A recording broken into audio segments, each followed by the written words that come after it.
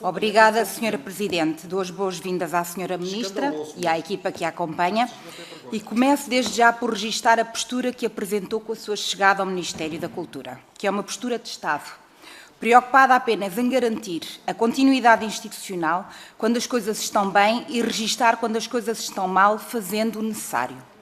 Tomando decisões, fazendo avançar e pondo em prática essas decisões. Essas, aliás, tem sido a postura do Governo, uma postura de diálogo, de aproximação na tentativa de encontrar pontos de convergência, Sra. Ministra. A Sra. Ministra já tomou algumas decisões, para alguns polémicas e questionáveis, e por isso estamos hoje nesta audição. Mas muitas vezes é da polémica que nascem as soluções e que nasce a discussão que a sociedade, e neste caso o setor da cultura, necessita. Falo da política de património. É público que a criação do Instituto Público do Património Cultural e a empresa pública Museus e Monumentos de Portugal trouxeram à cultura um grande desnorte. Não tendo sido acauteladas as carreiras dos profissionais da cultura, a organização e transição de processos, nem sequer acautelados com clareza quais os eixos de ação que cada um destes novos institutos iriam trazer ao setor. O caos efetivamente instalou-se. E sei do que falo porque há 3 meses exercia funções como museóloga e assistia ao desconhecimento técnico de quem depende de uma tutela. Quase sempre centrada na extinta DGPC, mas pasme, Sra. Ministra, o desconhecimento também existia nos técnicos que exerciam funções nas ditas tutelas. Por isso, não adianta insistirem na narrativa de que é necessário dar tempo à reforma.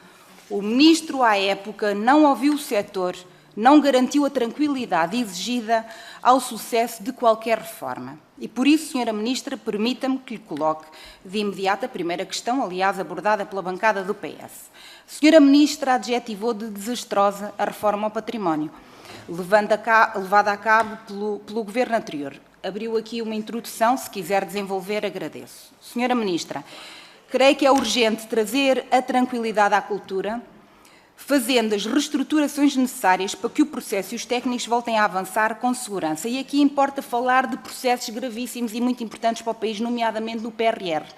Muito ameaçado, não pelas medidas que a Sra. Ministra tomou, mas por uma reforma infeliz. É isto que estamos a falar. Sra. Ministra, e nesta fase da minha intervenção, levanto outras questões que podem ser esclarecedoras para o que nos trouxe hoje. Ouvimos da bancada socialista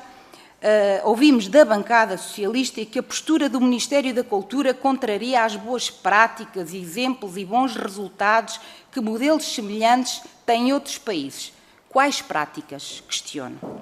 Como justifica a demissão dos responsáveis dos Museus e Monumentos e da Património Cultural ao fim de menos 4 meses de trabalho nessas equipas? E mais, questiono, demitiu o Dr. Pedro Sobrado do Museu, substituiu dos Museus e Monumentos de Portugal, porém nomeou para São João. Considera que a substituição de Pedro Sobrado acontece por uma questão de competência? É importante refletir esta questão. Para além, não há desconhecimento, senhora deputada, não há desconhecimento. Para além da sua experiência como diretora em museus nacionais, como o Mená, o Grão Vasco, mais recentemente a Torre de Belém, o Mosteiro dos Jerónimos, muniu-se de mais informações para justificar a sua decisão? Quais? Foi no governo do PSD de Passos Coelho que foi criada a DGPC, extinta pelo anterior governo do PS. Teve indicações do Governo AD para voltar ao modelo anterior? Era importante também abordarmos esta matéria.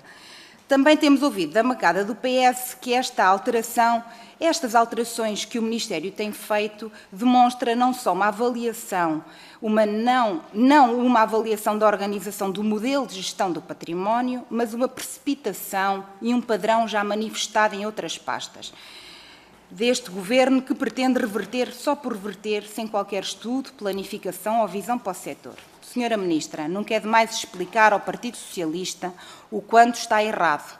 Peço-lhe que comente estas afirmações. Por último, a Sra. Ministra é conhecida como sendo uma defensora na gestão de risco em património, tendo sido pioneira no estudo das alterações climáticas e no imperativo da sua mitigação, na reforma recente, de que modo foram acauteladas estas questões tão atuais. E porque já me alonguei, termino, Sra. Ministra, desejando que traga à cultura a tranquilidade e o reconhecimento que merece e que faça todo este processo de forma integradora e humanizado. Muito obrigada, Sra. Presidente.